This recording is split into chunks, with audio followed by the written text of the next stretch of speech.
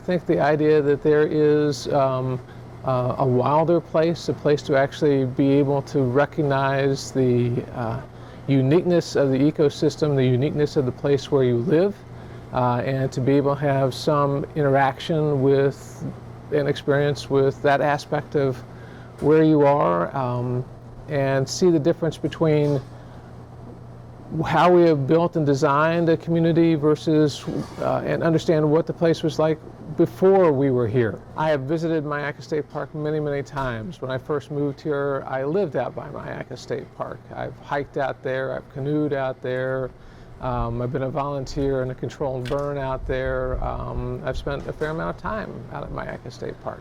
Myakka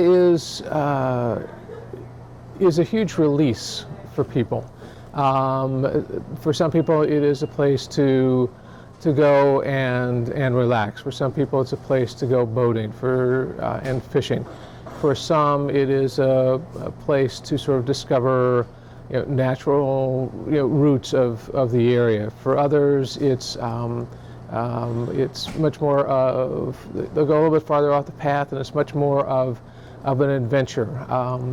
And one of the neat things about Myakka is that it's never the same. Every time you go out there, something will be different. There are going to be different animals, there are going to be different conditions, and being able to really see that change for a lot of people is really quite refreshing. And just to take time, move at a different pace, is also pretty important for people as well.